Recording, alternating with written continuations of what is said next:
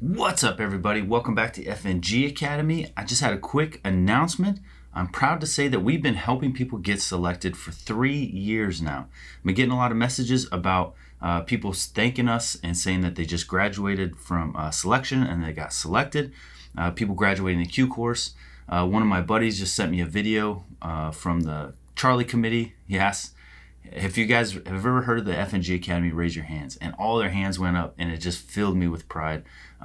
So part of the way that we do that is making sure that you guys are physically fit and ready for selection. And the way we've been doing that for the past couple of years is by sending you to a Green Beret we know and trust, Kevin over at 18 Alpha Fitness.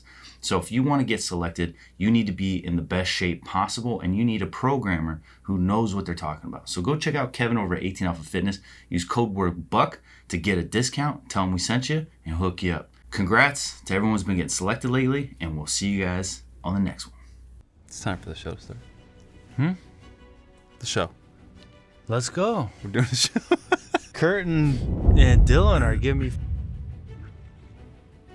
veterans vibes, bro. Yeah, they were talking about Happy Veterans Day to the boys from Kurt and Dylan because we're in the Q course together. And then they're like sharing stories about Dylan, talking about how we met. And I was telling Dylan about how he saved my ass with a time-sensitive target. And he was like, hey, maybe we shouldn't do this. I was like, hey, let's do this. And he was like, let's maybe not. And I was like, what's your plan? And he was like, let's do this instead. And I was like, all right.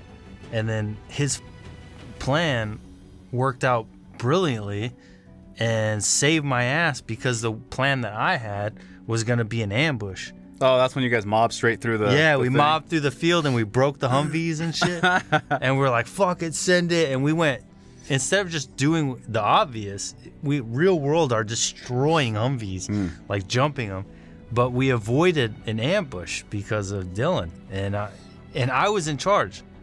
And people may not realize this, but when it comes to like training to become a Green Beret in real world missions, training is more important. Because training your whole career is on the line. Real world mission is just your life. Yeah. And that may sound ridiculous, but you can't fire me from doing something stupid in real world. Like, yeah, exactly. You may be able to, but it's really hard. Like real world, if I get shot, that's on me. Yeah. But in training, if I do something stupid or take responsibility for something stupid, my whole career is over. It sucks. And that holds more weight.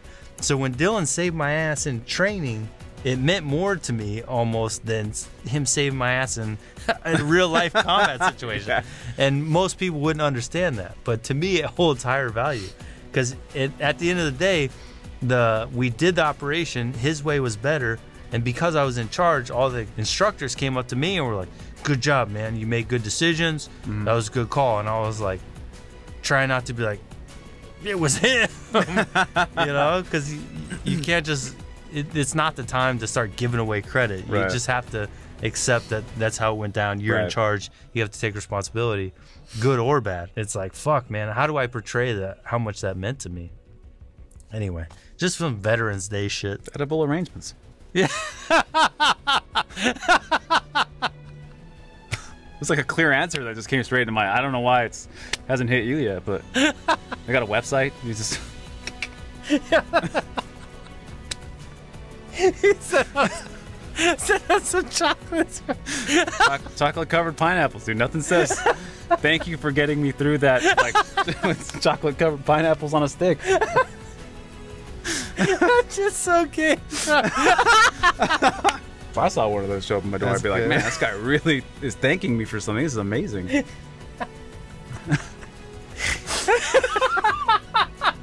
Wow, what's up, guys? Welcome to this episode of Beers and Breakdowns. In this episode, we're doing a monster freaking thriller, dude. We're doing a super dope show that's so realistic, it blew my mind. I would say top 5. I just want to preface this real quick with, before we get into this show, I just want to say that Zoe Saldana has done good shit before. Gamora's phenomenal, dude. She was awesome in The Losers, La Colombiana. The Colombiana, dude, that one was so good. So before anyone says that, you know, oh, you're just hating on it because it's a women thing or it's feminist, let's just put that out right now that she has knocked that role out of the park already. Mm-hmm. And it's not this one. This is just straight up terrible TV, terrible tactics, no realism or concept of what actually being in the military is actually like and getting on special operations units. And if you like this show, God help you, dude. Like I'm proud of you because you could watch shit like this and just have a good time and just be like in your feels. I envy you. Because you could watch, if you could watch this and like it, you could watch anything and just be happier than a pig in shit. Yeah, exactly. Let's dive into this masterpiece and see what we see. Can we just shoot this fucker? I mean, that's how I feel about this film. He's not armed. We move now! Her cover's blown! Chief, we gotta roll! It's that cord! Shoot him!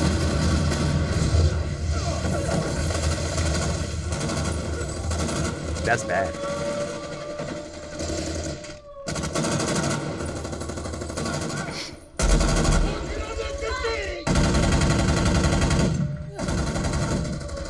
Would anybody ever attack an FOB like that? Well, here's the biggest issue with this attack on the FOB. We call it FOB. We don't go FOB. Oh. Just a FOB. But you're cool, man. Would someone attack the FOB? I've been on a FOB that's been attacked by a 500-pound IED. Uh-huh. So we actually watched them build this IED, and then I left on mission, and then this... It was no, I'm sorry, not 500 pound, 5,000 pound. Oh, okay. It was a whole gas truck filled with like manure type IED. Wow. And then they blew it up.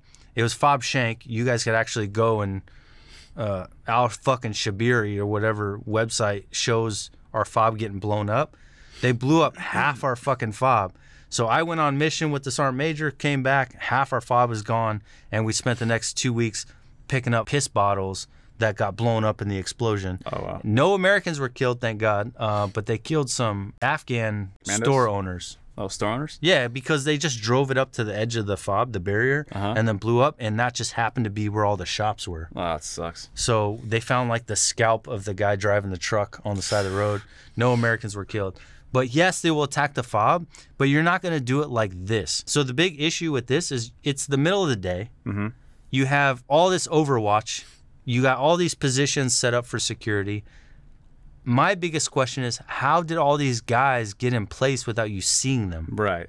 How did they, in the middle of the day, work their way all the way to like, it was like 200 meters, 300 meters away from you, and are all in these dug-in positions? They got trucks, tacticals, which is just what we call a truck with a machine gun attached to it.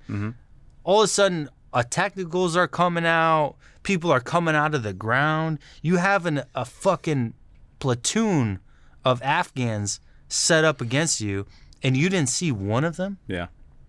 How does that happen? And on top of that, the fact that instantly you show clearly a special operations team, and you have a woman sniper, a woman calling the shots, and then another woman coming out. I mean, you're already throwing us off because that just doesn't exist. It just doesn't. How many Green Beret women are there? Probably 3 or 4 that have made it through the pipeline to get on ODAs. And now all of a sudden, within 2 minutes, you have 2 women leading the charge.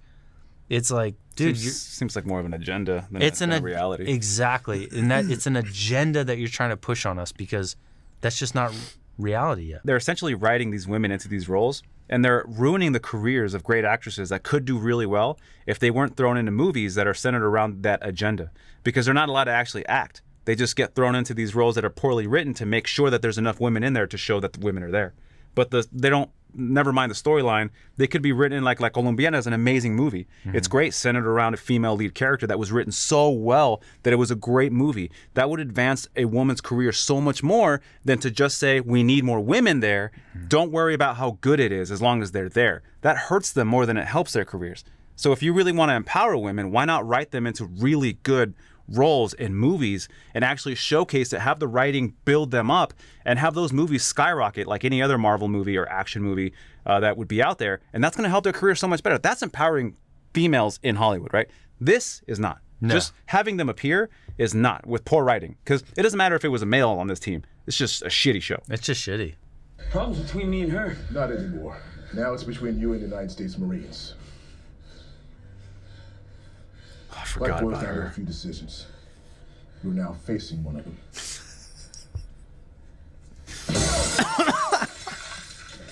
You okay? Thanks. Oh boy. Yo. I'm gonna let you go off on this one. Level 10 corny. Cringe. Yeah. Cringe, corny. You have this gangster dude chasing down essentially his prostitute to go put a beating on her. She runs into a Marine recruiting station, and this dude straight up hits her with the guy, like the guy from the unit. Yeah. The Allstate commercial guy. He starts hitting her with like, do you trust your insurance company? he hits this dude with just like old man logic. Like, this is a decision moment when you're gonna think, you think gangsters are thinking about their future, bro? They're in the here and now. And if you're in the bad position in that now, you're getting shot, stabbed, beat up. Yeah. They're not gonna look at you in uniform and all of a sudden be like, I can't touch him. They're going to look at you and see one older man in a building by himself. Ready to get beat on. I mean, he's just going to call his other dudes to come down there and just... Yeah, even if he walks out of there, even if he walks out of that moment, he just calls all the vatos. They come back with 6 or 7 and start jumping that old dude, pulling his prostitute out, and it's a wrap. You don't all of a sudden have this freaking chick signing up to be special operations that out of nowhere. Like, this whole thing doesn't make any sense. And then he pushes the door open and it just completely shatters. And the guy doesn't care at all. He's like, are you okay? He's like it's just another Wednesday in the hood. Just guys running in to beat their wives. He signs them up for the military. The part that bothers me the most about this scene is like, they're both predators. Yeah. Right? Yeah. Like, he's a predator. He started doing his job the second she fell into that thing. He's like, oh, jackpot. This guy sees her as weak, the gangster, as weak, and starts using her as a prostitute to make him money.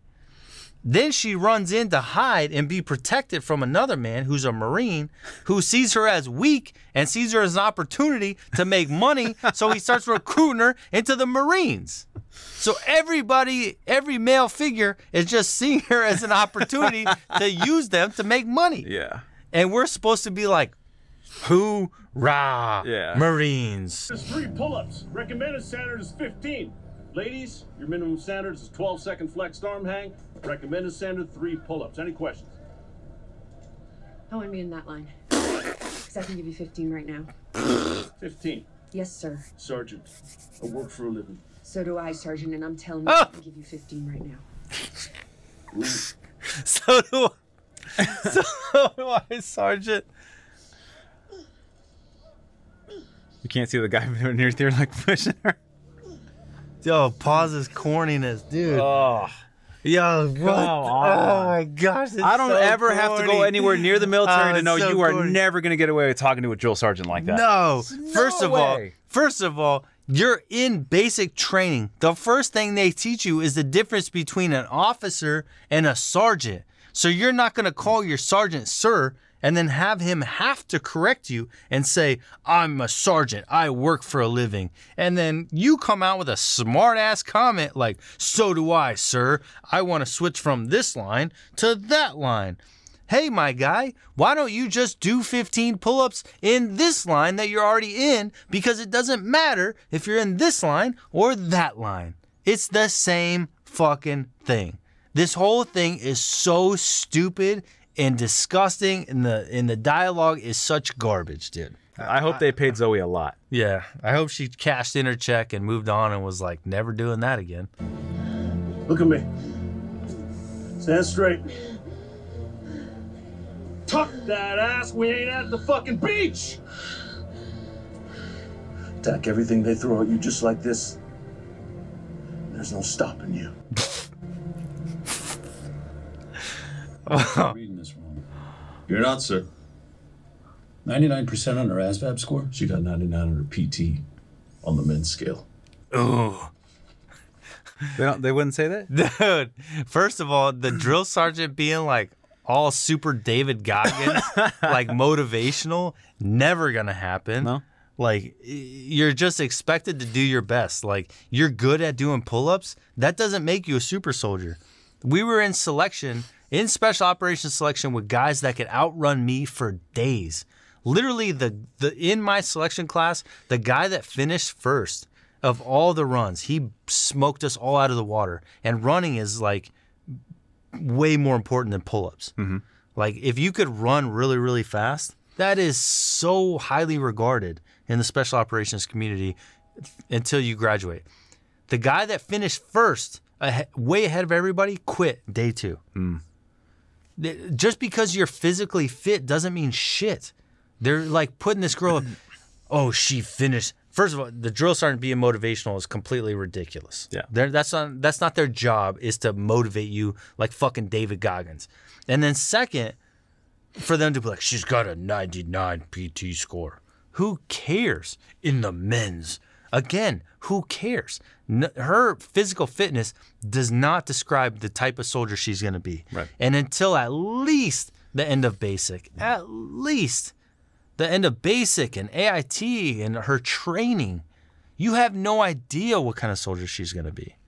There's people that are so fit and fail and are trash, but are really extremely fit. And it has no bearing on their mental aspect, their mental IQ, their tactical their situational awareness, their tactical IQ, all those things. Yeah. They're, how you work in a team, if you put other people before yourself, if you're willing to sacrifice yourself for other people. There's so many aspects that you can't just say someone's fit and then put them at the top of the pile on everybody else. Yeah. So it's just so wrong at every single level. That is disgrace. It's a disgrace to the military community. I think it should be a disgrace to women, empowering women. It's a disgrace across the board. It's garbage, dude. She just pours the whiskey. 1000% a dude move. Yeah. I hate it when she's here. Hey, we don't say that. Finish your meal. Finish whatever it is. Everything a woman would say. No, dude. Can we at least have the guy version of what the guy would say? Because it would be that.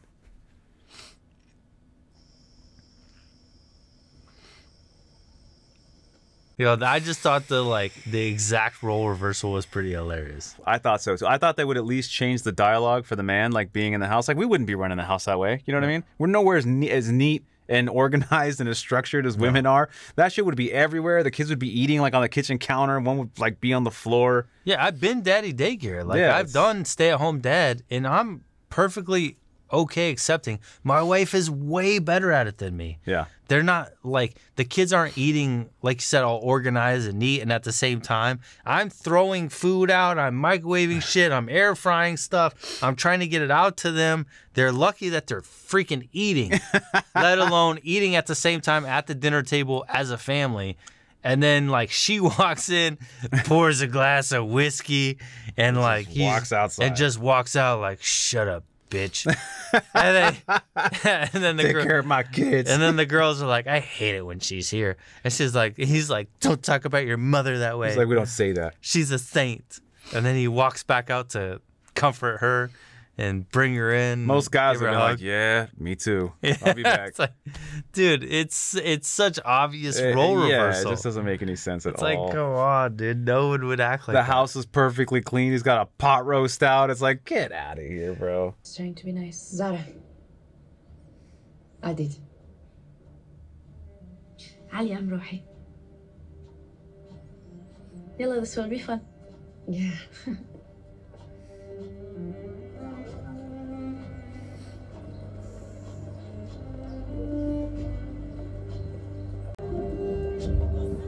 She's in.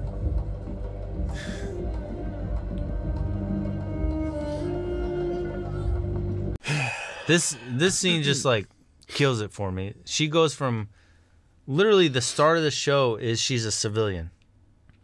The start of episode 1 is civilian. Yeah. The end of episode 1 is Tier 1 operator. Yeah. We went from a civilian prostitute you almost got to be reminded because it's such like ridiculousness that they want you to follow. Which she wasn't. She wasn't a prostitute. She refused to prostitute, and she worked at a fast food joint. There you go. Okay, so we went from a prostitute refusal. Got to put the prostitute word in there. To like running to the Marines, being taken advantage of by the Marine recruiter, getting placed in Marine Basic, getting a high score on a PT test in basic training, to somehow being in insertion training for 6 months. We still don't know what her fucking MOS is. To somehow being a Tier 1 female operator right after graduating basic because she could do 15 pull-ups. Yes, sir. Let's not forget the scene that we skipped over where they hand her a beer and she says, "I'm a Marine," and then slams like 2 of them and starts vomiting everywhere because she's a Marine. She's a Marine. It is so damn bad. This is worse than Terminalist, but it's almost crazy that Zoe and Chris were in the show together and now have split to do equally terrible shows that parallel each other so perfectly. That's kind of weird. And if you're military watching and don't like it, then you're just unpatriotic. All right, guys. Hope you enjoyed that episode of Beers and Breakdowns Lioness. If we had a rating of like AKs, which we've talked about before, but Abel for some reason doesn't want to edit it in, and we get it like 1 out of 10 AKs,